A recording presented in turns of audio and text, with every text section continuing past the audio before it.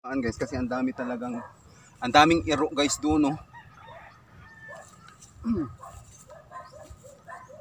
Sobrang daming iro guys. Ayan, no, tinatahol sila si ate.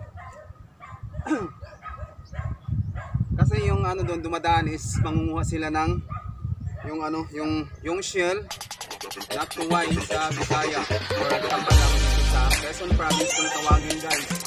Ayan, tapalang. 'Di ba? Perfect talaga yung ating view dito guys. Napakaganda. As you can see, yung ating view.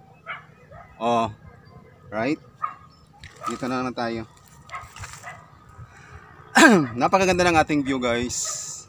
Ayan, pag sa morning ganito tayo dito.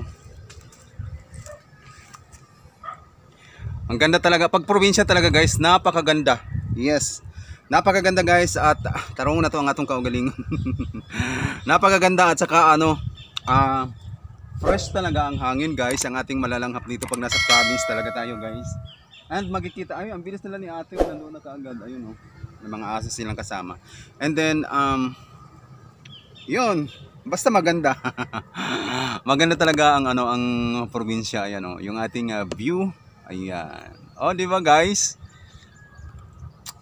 Ayan, shout out nga pala sa ating mga followers, sa ating mga viewers, sa ating mga subscribers sa ating YouTube channel. Ayan, yung kalimutang i-subscribe ang aking YouTube channel, ang Lars Humawas, at ang aking Facebook account, ang Lars Humawas, and of course ang aking Facebook page, ang Humawas TV guys. Ayan,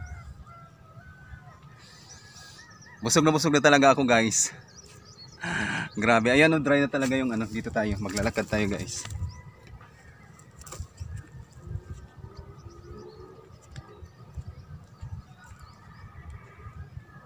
Oh, grabe guys.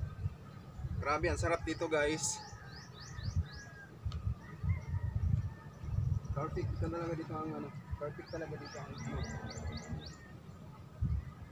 Grabe.